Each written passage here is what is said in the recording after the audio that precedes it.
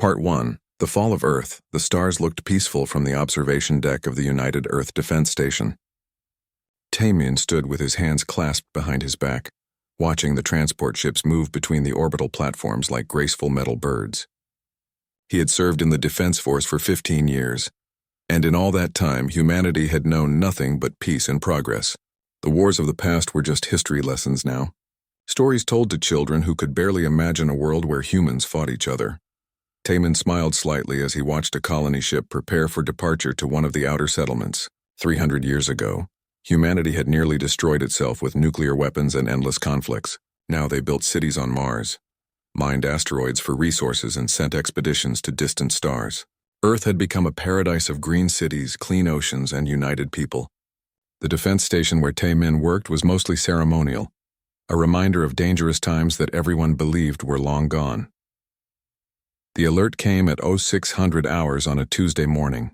Something massive had emerged from a wormhole near Jupiter. The science teams were excited at first. They had theorized about natural wormholes for decades but never seen one. Within an hour, that excitement turned to confusion, then wonder. The objects coming through the wormhole were ships. Alien ships. Hundreds of them. Ambassador Young Mi was called immediately. She had spent her entire career preparing for this moment, studying every theory about first contact, learning protocols that had never been used. She assembled her diplomatic team and rushed to the communications center. Her hands shook slightly as she recorded humanity's first message to another intelligent species. She spoke in clear, simple terms, offering friendship and peaceful exchange. The message was broadcast on every frequency humanity knew. The aliens responded within 3 hours. Their ships were enormous, dwarfing even Earth's largest vessels. The lead ship transmitted a signal that Earth's computers could translate. The aliens called themselves the Varketh. They claimed to be explorers, interested in meeting new species and sharing knowledge. Young Mi felt tears of joy running down her face. This was the moment humanity had dreamed about for centuries. They were not alone in the universe. The Varketh requested detailed information about Earth's population centers, defensive capabilities, and resource distribution. They claimed this was standard protocol for establishing trade relationships. Young Mai and her team debated for hours. Some felt uneasy about sharing such sensitive information. Others argued that showing trust was essential for building a relationship. In the end, Young Mi made the decision to share everything. She believed that openness and honesty were the foundation of any friendship. For 3 days, the Varketh fleet remained near Jupiter, apparently studying the information Earth had provided. Their communications were polite and curious. They asked questions about human culture, biology, and technology. Earth's media went wild with speculation and celebration. Street parties erupted in every major city. Children drew pictures of friendly aliens. Scientists couldn't stop talking about the knowledge they might gain. Taemin felt differently. Something about the Varketh ships bothered him. They maintained perfect military formations, never breaking pattern even for a moment. Their questions focused heavily on Earth's weapons and defenses. When he raised his concerns with his superiors, they dismissed him as paranoid. This was humanity's greatest moment, they said. He shouldn't ruin it with baseless suspicions. On the 4th day, everything changed. The Varketh fleet moved suddenly, accelerating toward Earth at impossible speeds. Warning alarms screamed across every defense installation. Taemin ran to his command post, shouting orders to his crew. The defense station's weapons powered up, tracking systems locked onto the approaching vessels. But before they could fire, the Varketh ships opened fire first.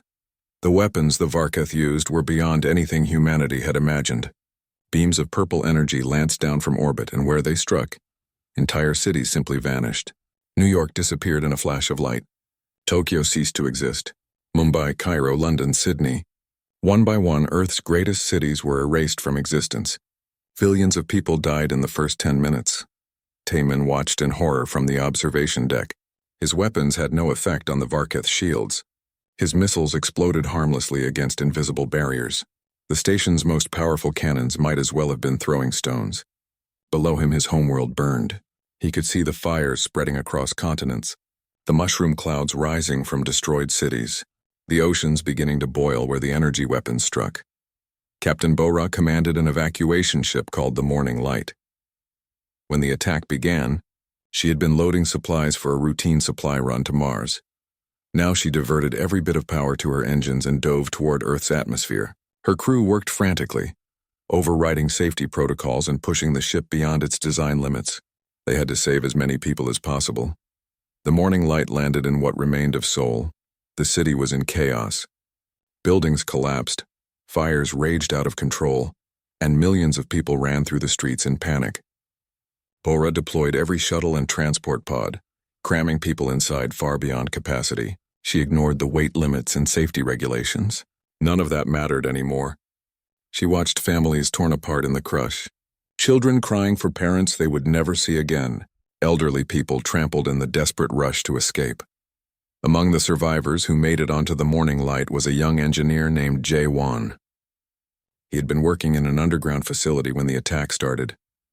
By the time he reached the surface, his entire neighborhood was gone. The apartment building where his parents lived had been reduced to a smoking crater. His sister's school was just rubble and flames. He stumbled onto Bora's ship covered in ash and blood, his eyes empty of everything except rage. The Varketh didn't just destroy from orbit. Their ships began landing, deploying ground forces that hunted down survivors with methodical efficiency. The aliens were tall creatures with gray skin and 4 arms, each carrying weapons that fired explosive rounds. They moved through the ruins like exterminators clearing out insects, showing no mercy to anyone they found. Men, women, children, elderly, the Varketh killed them all without hesitation or emotion. Young Mi managed to escape Earth on a diplomatic shuttle. She had been in the orbital embassy when the attack began. As her shuttle fled toward Mars, she recorded one final message to the Varketh. She asked them why. She begged them to stop. She offered Earth's complete surrender if they would just end the killing. The Varketh response came in clear translated text. Humans were vermin. Earth's resources were needed. Resistance was pointless. Mercy was weakness. By the end of the first week, Earth had fallen completely. 9 billion people were dead. The survivors scattered across humanity's colony worlds numbered less than 3 million. The Varketh established bases across Earth's surface and began systematic mining operations. They stripped the planet of metals, minerals, and water. The beautiful blue world that had been humanity's home for millions of years became a gray, lifeless rock. Timon's defense station was one of the last installations to fall. He and his crew fought until their ammunition ran out. Then they fought with maintenance tools in their bare hands when Varketh soldiers boarded the station. Timon killed 3 aliens before they overwhelmed him. He woke up in a medical bay on Mars, having been rescued by a patrol ship. His body would heal, but something inside him had broken permanently. The man who loved peace was gone. In his place was something colder, harder, and infinitely more dangerous. Across the surviving colonies, humanity gathered in shock and grief. They had lost everything in a matter of days. Their homeworld was gone. Their civilization was shattered. Most of their species was dead. But in the depths of their despair, something new was born. A cold fury that would reshape humanity into something the galaxy had never seen before. The Varketh had destroyed their world. Humanity would make them regret it for whatever time the aliens had left to live. 6 months had passed since Earth fell. Mars colony had become the last major human settlement, crowded with refugees who had nowhere else to go. The red planet's domed cities were designed for 1 million people. Now 3 million survivors crammed into every available space. Food was rationed, water was precious, sleep was rare. But despite the hardship, nobody complained. They were alive when billions were not. That knowledge weighed on everyone like a physical burden. General Hyun-woo called a meeting of all surviving human leadership. He was 70 years old, a veteran of peacekeeping missions who had never expected to see real war again. Now he stood before a room full of grief-stricken leaders and spoke words he never imagined he would say. Humanity was going to war.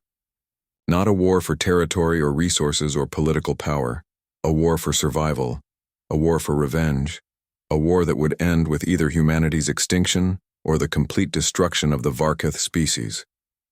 The room erupted in arguments. Some leaders advocated for hiding, spreading humanity's survivors across distant colonies where the Varketh might never find them. Others suggested trying diplomacy again, offering the Varketh anything they wanted in exchange for being left alone. A few simply broke down crying, unable to process the enormity of what had happened. But Ambassador Young Mi stood and silenced them all with a single question. What kind of universe would they leave for their children if they ran? What kind of species would humanity become if they accepted genocide without fighting back? Young Mi's voice was different now. The woman who had believed in peace and understanding was gone. She had watched the Varketh ignore every plea for mercy, every offer of surrender. She had seen footage of alien soldiers executing human children for sport. She had read reports of humans being used as test subjects for Varketh biological weapons. Her faith in diplomacy had died with Earth. Now she proposed something that would have horrified her former self. Total war with no rules, no mercy, no prisoners. The Varketh had shown humanity what they were. Humanity would show them something far worse. The council voted unanimously to begin preparations for war, but they all knew the truth. Humanity's military was destroyed. Their weapons were useless against Varketh technology. They had no idea how to fight an enemy so much more advanced. That's when scientist Su Jin stepped forward with a proposal that made everyone in the room go silent.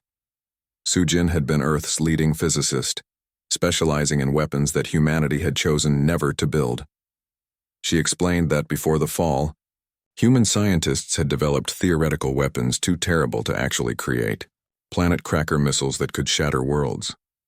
Nanomachine swarms that could consume entire fleets. Artificial intelligence warships with no human weaknesses, like fear or hesitation. These weapons had been banned by international treaty because they violated every ethical principle humanity valued. Su Jin looked at the council with hard eyes and asked a simple question. Did ethics matter anymore? The debate lasted for 3 days. Religious leaders argued that humanity would lose its soul if it built such weapons. Philosophers claimed that becoming monsters to fight monsters was still losing, but the families of the dead told them to stop talking. The survivors who had watched their loved ones die demanded action, not philosophy. In the end, Hyunwoo made the final decision. Every weapon Su Jin could imagine would be built. Humanity would do whatever it took to survive. Taemin was promoted to admiral and given command of humanity's new military force. They called it the Fury Corps, and its mission was simple.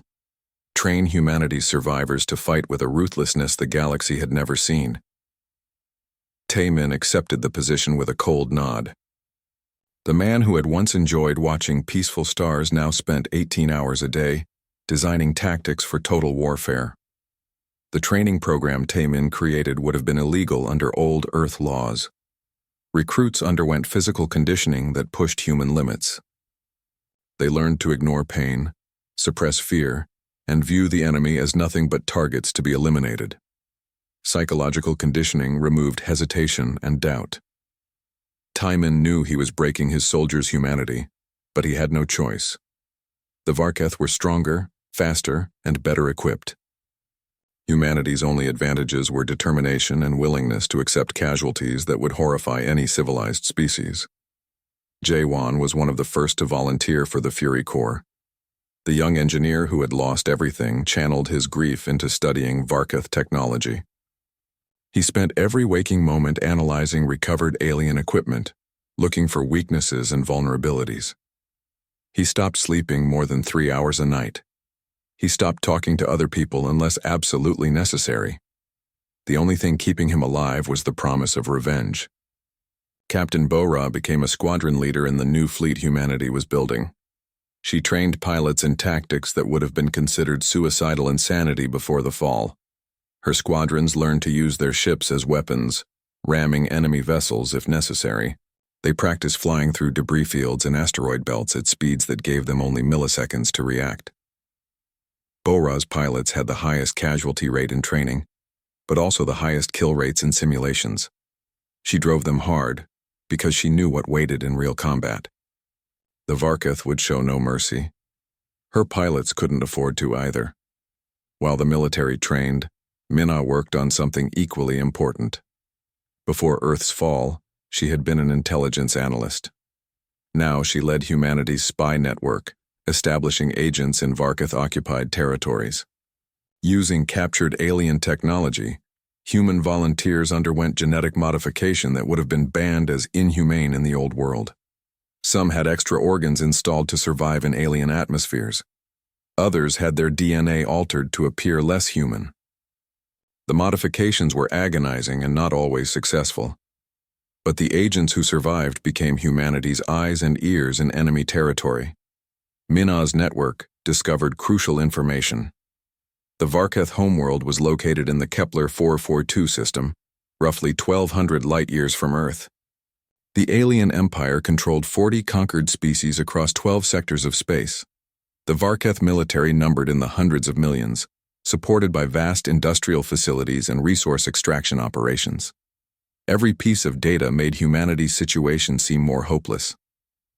But Minna kept gathering intelligence because knowledge was the one weapon humans still had. 10 months after Earth's fall, humanity launched its first counterstrike. The target was a Varketh mining colony on an asteroid designated KX-774. The colony had minimal defenses because the Varketh didn't believe humans could threaten them. They were wrong. J1 had designed new stealth ships using principles the Varketh had never encountered. Instead of trying to match alien shield technology, his ships avoided detection entirely. They were small, fast, and covered in materials that absorbed sensor beams. 6 ships approached the mining colony in complete silence, drifting like debris until they were within strike range. Taemin commanded the attack from the lead ship. He gave the order to fire, and humanity's new weapons spoke for the first time since Earth fell. Missiles that tracked targets through multiple dimensions struck the colony's power generators. Electromagnetic pulse bombs disabled every piece of Varketh technology. Then the ships moved in close and human soldiers boarded the colony. The fighting was brutal and short. Humans in combat armor tore through the surprised Varketh with a fury that shocked even themselves. The aliens were individually stronger, but humans fought with a desperation and rage that made them terrifying. Taemin personally killed the colony commander, emptying his entire clip into the alien's body long after it was dead. His soldiers watched but said nothing. They all felt the same rage. When the battle ended, Taemin made a decision that would define humanity's new war. He ordered every Varketh in the colony executed. No prisoners, no mercy, no exceptions. Some of his soldiers hesitated, disturbed by the order. But then they remembered Earth. They remembered the billions who died begging for mercy that never came. They followed their orders. Humanity's attack was broadcast across Varketh communication networks by Minna's agents. The message was simple. Humans were no longer prey. Humans were coming. The Varketh could surrender or die, but there would be no third option. For the first time since they had begun their genocidal expansion across the galaxy, the Varketh felt something unfamiliar. They felt fear. On Mars, the survivors watched footage of the attack with mixed emotions. They had won a victory, but they had also crossed a line that could never be uncrossed. Young Mi stood in the command center and watched Taemin's report. She saw the cold satisfaction in his eyes, the complete absence of guilt or regret. She wondered if this was what humanity had to become to survive. She wondered if survival was worth the price they were paying. But there was no turning back now. The war had begun. Humanity had struck its first blow. The Varketh would respond with overwhelming force, expecting to crush the upstart humans quickly. They didn't understand what they had awakened. Humanity wasn't fighting for victory or glory. They were fighting for revenge. And a species with nothing left to lose is the most dangerous thing in the universe. Admiral Taemin stood before a holographic display showing the entire Varketh Empire. Red dots marked alien military installations. Yellow dots showed supply routes. Green dots indicated colonies ripe for attack. He studied the map with cold calculation, planning humanity's next strikes. The victory at mining colony KX-774 had proven that humans could hurt the Varketh. Now Taemin intended to turn those small wounds into fatal bleeding. The strategy he implemented was simple and brutal. Every Varketh target would be attacked without warning. No negotiations, no demands for surrender. Just relentless violence that gave the enemy no time to rest or recover. Humanity would fight like a wounded animal backed into a corner, because that's exactly what they were. The difference was that this wounded animal had teeth sharp enough to kill. Humanity's new doctrine spread through the Fury Corps like wildfire. Soldiers who had trained for months finally understood what they were being prepared for. This wasn't war as humans had previously known it. There would be no prisoners of war, no Geneva Conventions, no rules of engagement except one: win at any cost. Some soldiers struggled with this transformation from civilized people to instruments of revenge, but most embraced it eagerly. They had seen too much death to care about mercy anymore. The phrase "Remember Earth" became humanity's battle cry. Soldiers whispered it before every engagement. Pilots painted it on their ships. Engineers etched it into every weapon they built. It was more than a memorial.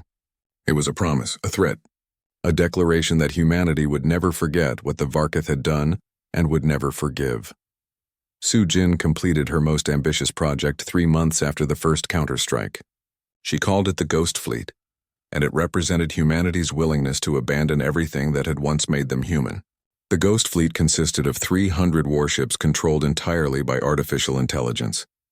No human crews, no life support systems, just weapons, engines, and computer systems programmed with a single directive: find Varketh ships and destroy them by any means necessary. The AI controlling the Ghost Fleet was sophisticated beyond anything humanity had previously created.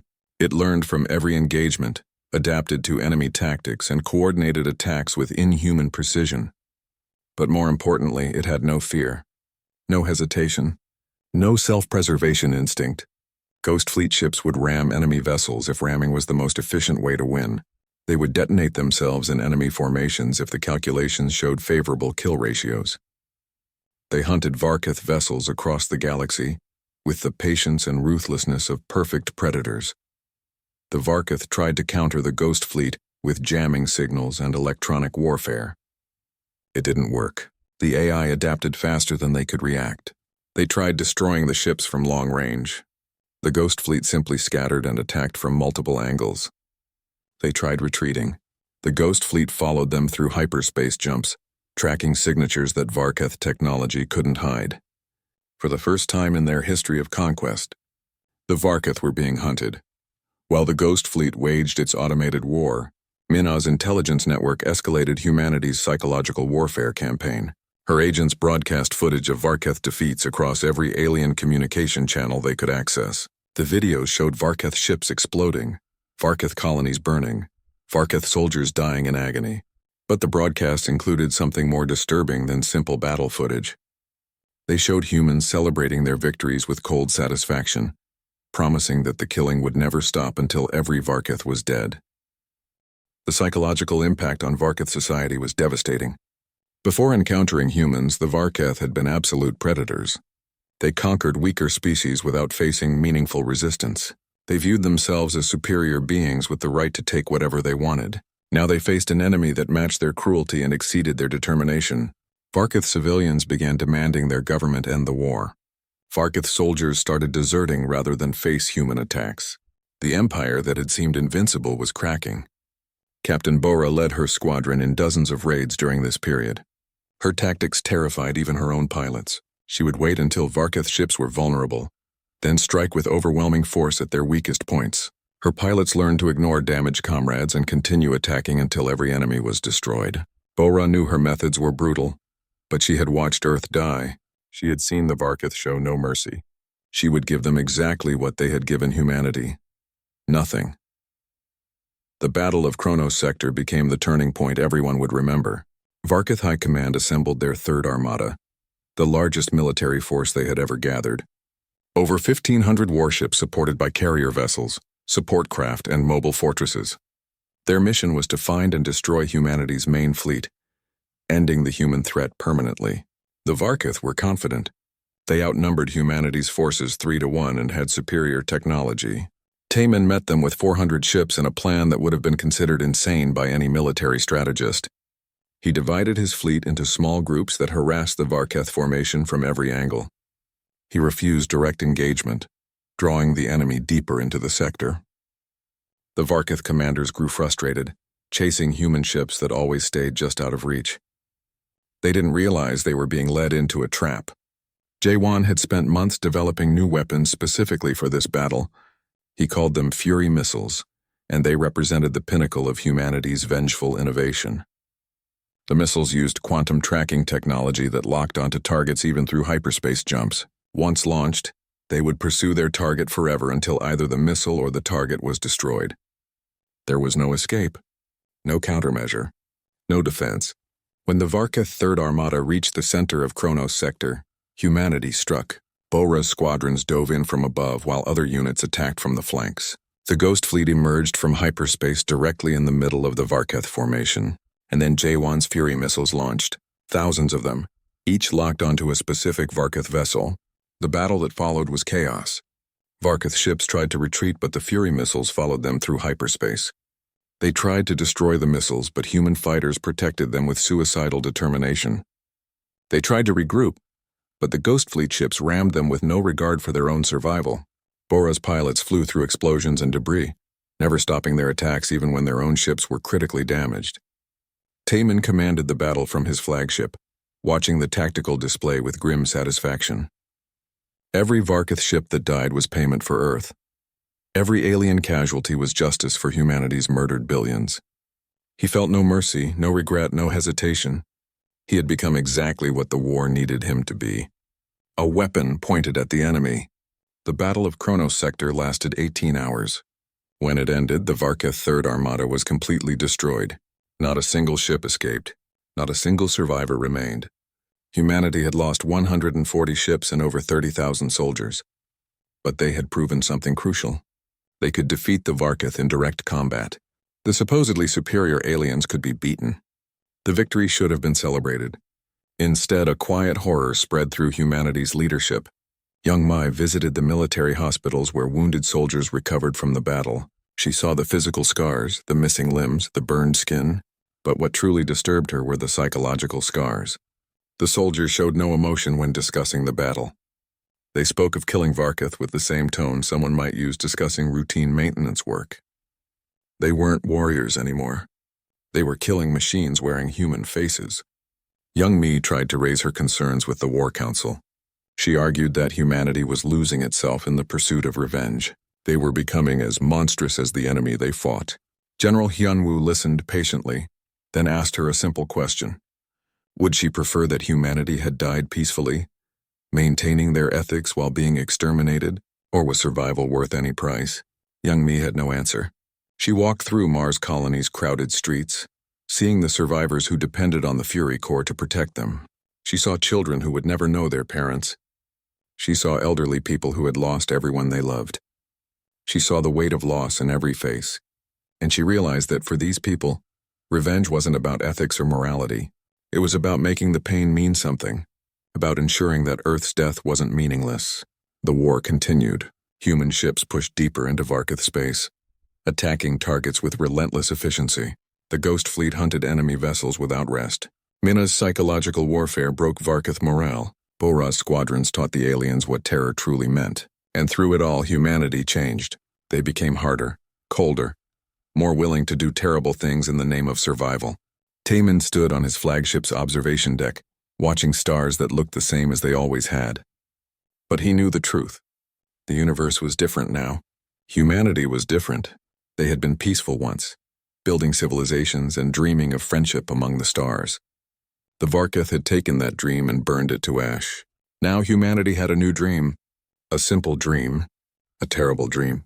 They would make the Varketh regret ever discovering Earth. They would teach the galaxy what happened when you pushed humanity too far. They would win, no matter what they had to become. Admiral Taman's invasion fleet cut through Varketh space like a blade. 2 years had passed since Earth's fall, and humanity's military machine had grown into something the galaxy had never seen before. 500 warships moved in perfect formation, supported by the Ghost Fleet's 300 automated vessels and countless support craft. Behind them came colony ships carrying the survivors who demanded to witness humanity's final revenge. They wanted to see the Varketh homeworld burn. The deeper they pushed into enemy territory, the more evidence they found of the Varketh's true nature. Every conquered world told the same story. The Varketh would arrive, make peaceful contact, gather intelligence, then launch devastating surprise attacks. They would slaughter the native populations, strip the planets of resources, and move on to the next victim. Mina's intelligence teams cataloged the ruins of over a dozen extinct civilizations. Each discovery hardened humanity's resolve. On a dead world designated as Target Gamma, Jaewon's exploration team found something that changed everything. Deep underground bunkers contained records from a species called the Hantari. They had been the Varkath's first victims over 300 years ago. The record showed that the Hantari had been a peaceful, advanced civilization. They had welcomed the Varkath as friends. Within a week, their entire species was extinct, but the Hantari records revealed something more. Before their extinction, they had discovered the Varkath's true motivation. The aliens weren't conquering for resources or territory. They viewed other intelligent species as threats to their genetic supremacy. The Varkath believed they were the only species worthy of existence. Every other intelligent race had to be exterminated to ensure Varkath dominance. It was genocide not for gain but for ideology. Taemin read the report in his quarters late at night. He had spent 2 years wondering if humanity's revenge was justified, if perhaps they were becoming monsters in their pursuit of justice. The Hantari records answered his questions. The Varkath hadn't made a mistake with Earth. They hadn't misunderstood or overreacted. They had done exactly what they always did. What they would always do to any species they encountered. The only way to stop them was complete destruction. He shared the information with his commanders the next morning. Bora read it silently, her jaw clenched. Young Mai studied the records with tears running down her face, finally understanding that diplomacy had never been an option. General Hyunwoo simply nodded. He had suspected the truth for a long time.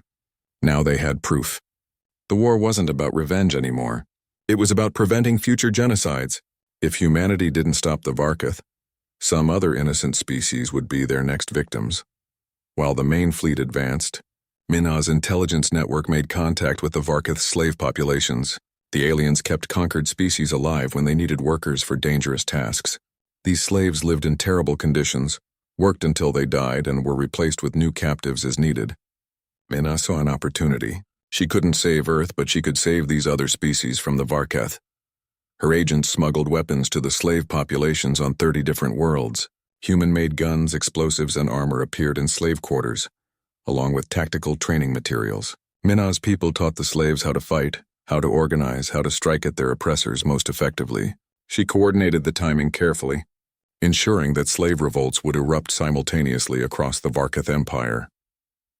The revolts began 3 months before humanity's fleet reached Varkath Prime. On world after world, slaves rose up against their masters. They used human weapons to fight Varkath soldiers. They destroyed factories and mining operations. They freed other slaves and formed armies. The Varkath military, already stretched thin fighting humanity's fleets, now had to fight on dozens of fronts simultaneously. Their empire began to fracture. Some of the freed species wanted to join humanity's crusade. Representatives arrived on Taemin's flagship, offering their military support. Taemin refused them. This was humanity's war, humanity's responsibility, humanity's revenge. But he provided them with more weapons and ships, encouraging them to liberate their own people.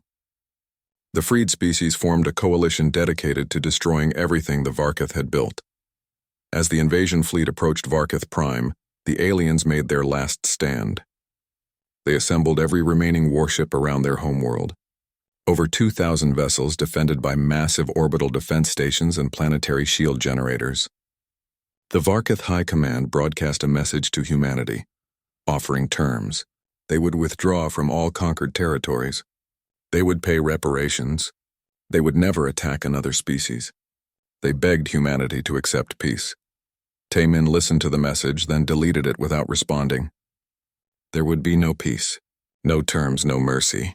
The Varkath had taught humanity that lesson when they destroyed Earth. Now they would reap what they had sown. The battle for Varkath Prime began at dawn on a Tuesday, exactly 2 years after Earth fell. Taemin's fleet emerged from hyperspace in perfect attack formation. The Ghost Fleet appeared simultaneously from 3 different angles. Bora's fighter squadrons launched from their carriers like swarms of angry insects, and Jaewon watched from a command ship, ready to deploy the weapons he had spent 2 years perfecting. The orbital defense stations opened fire first. Energy weapons capable of vaporizing smaller ships lanced through space. But humanity had learned from every battle. Their ships scattered using evasive maneuvers that made them nearly impossible to hit.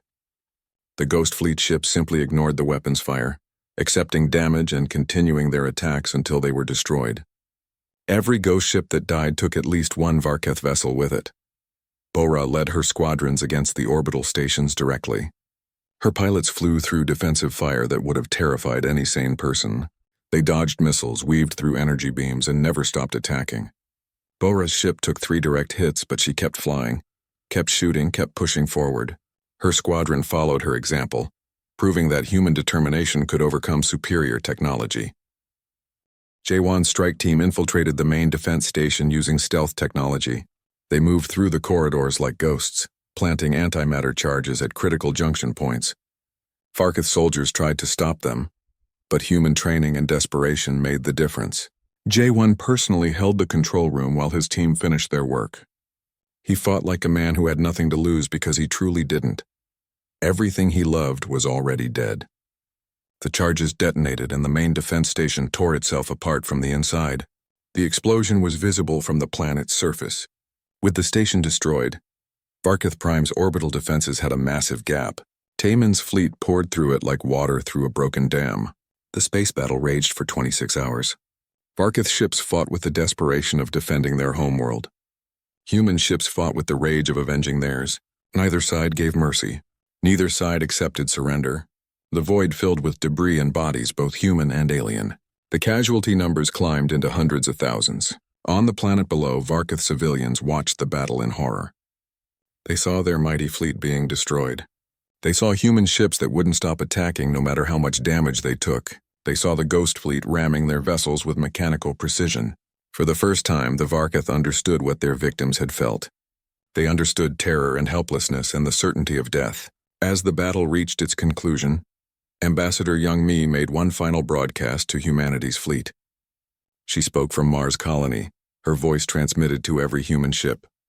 She reminded them that they had won. The Varketh military was broken. Their empire was collapsing. Humanity had proven its strength and punished its enemies. Now she begged them to accept the Varketh's surrender, to show mercy, to prove that humanity hadn't lost its soul. The response came from General Hyunwoo. He stood in the War Council chambers on Mars, surrounded by leaders who had lost everything.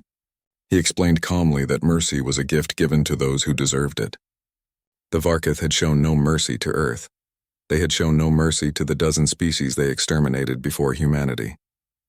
They would show no mercy to future victims if allowed to survive. Therefore, humanity would show them no mercy either.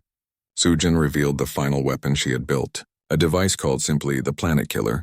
It used quantum-level manipulation to destabilize a world's core, causing it to tear itself apart from the inside. The weapon was ready for deployment. All it needed was authorization from the War Council. The vote was called. Each leader cast their decision on whether to accept Varketh's surrender or deploy the Planet Killer. The vote was recorded but not announced immediately. The leaders sat in silence, each contemplating what they had become. What humanity had become. Tayman voted for deployment. Earth's death demanded payment. Bora voted for deployment. She had seen too many human bodies to show mercy. Jaewon voted for deployment. His family's ghosts demanded revenge. One by one, the votes came in. Only Young Mi and a handful of others voted to accept surrender. The authorization was transmitted to Sujin's weapon platform. Humanity had made its choice. The Varketh would die just as they had killed so many others. The question of whether this made humanity monsters or saviors would be debated for generations.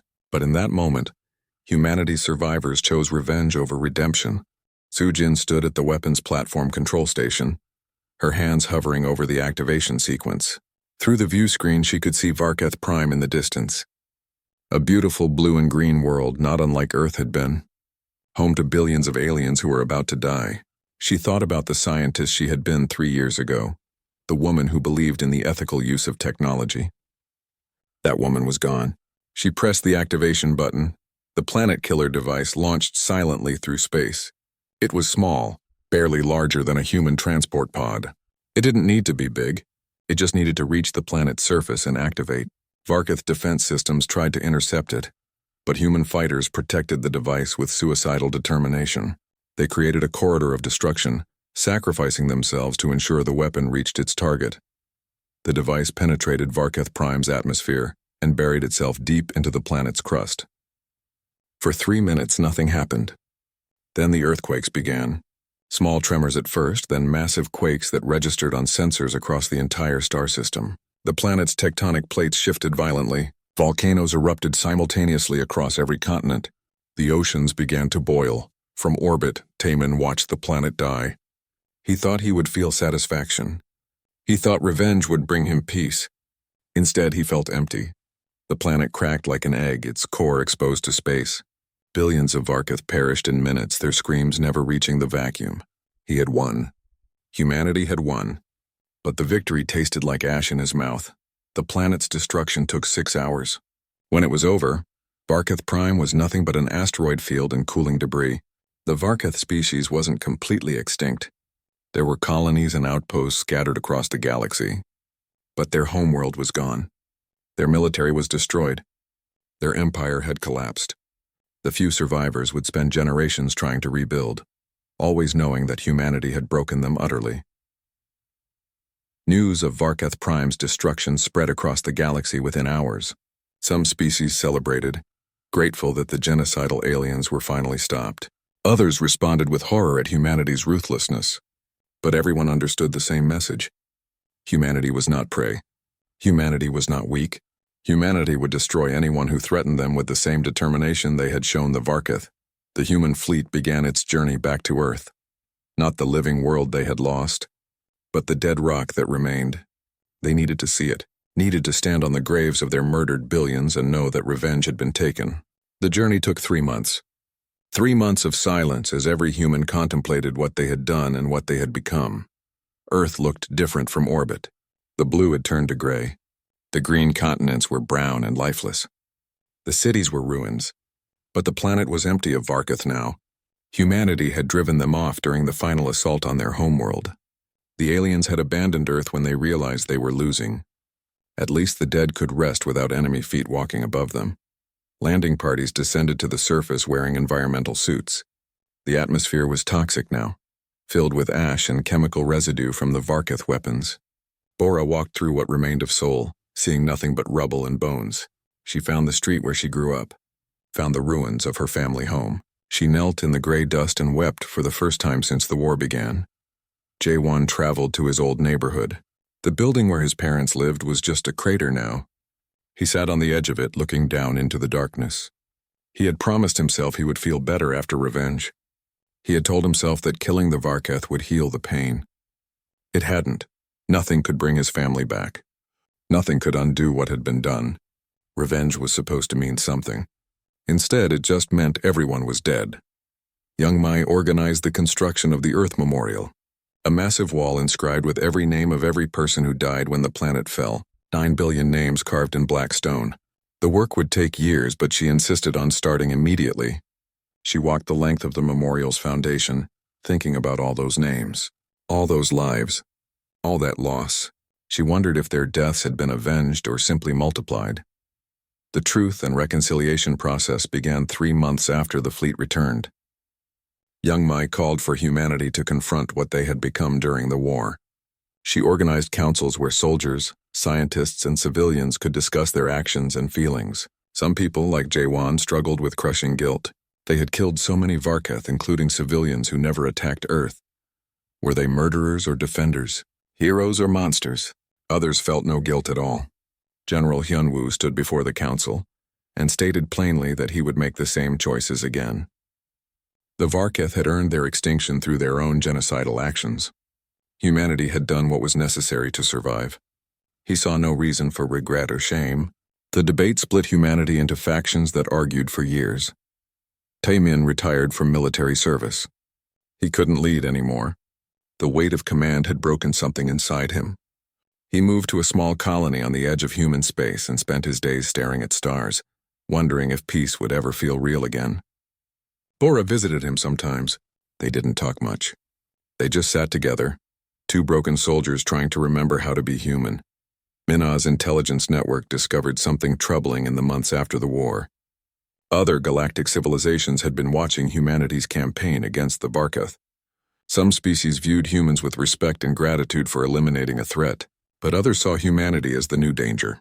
The tactics humans had used, the weapons they had built, the ruthlessness they had shown.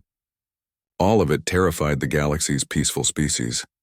Diplomatic messages arrived requesting meetings with human leadership. Some species wanted alliances, hoping to gain humanity's protection. Others demanded that humans dismantle their weapons and cease military operations.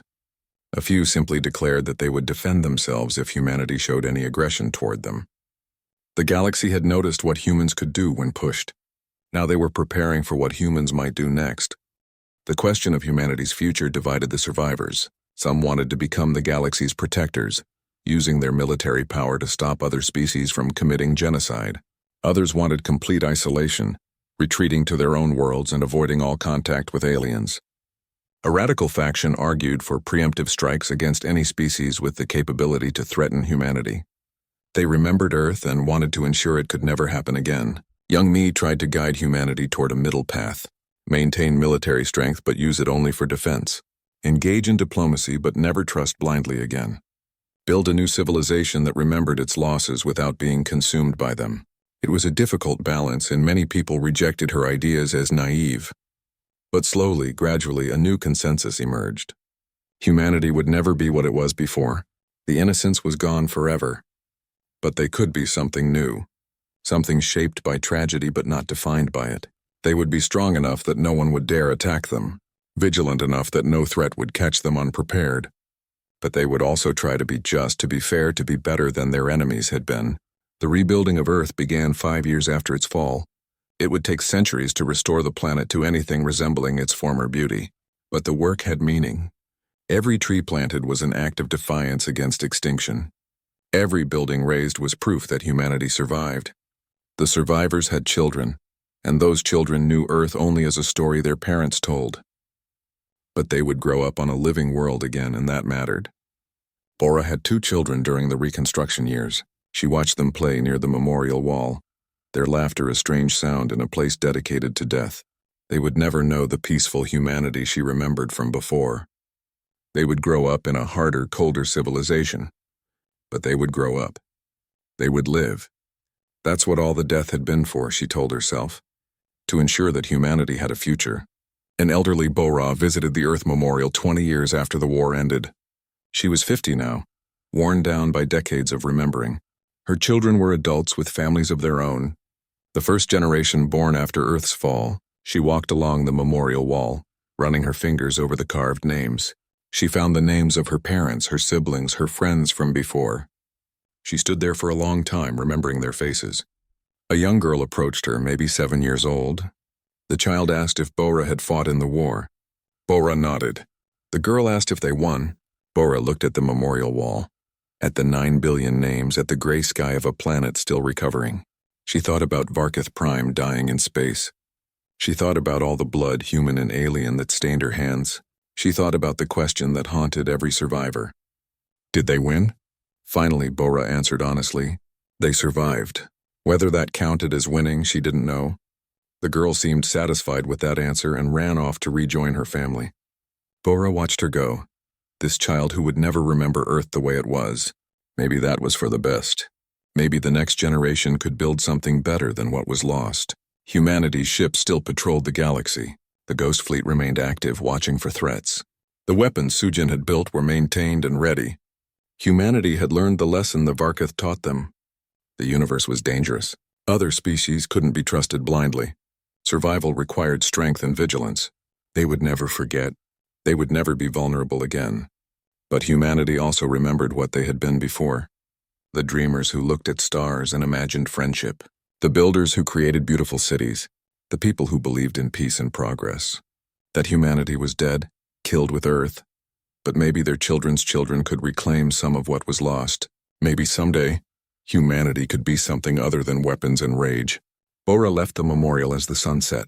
She looked up at the sky, seeing the first stars appear. Somewhere out there, the galaxy continued. New species were evolving. New civilizations were rising. Some would be peaceful. Some would be threats. Humanity would watch them all with hard-earned suspicion and carefully maintained weapons. They had struck back with relentless fury. They had destroyed their enemies as completely as their enemies destroyed Earth. The question that remained, the question that would haunt humanity for generations, was simple.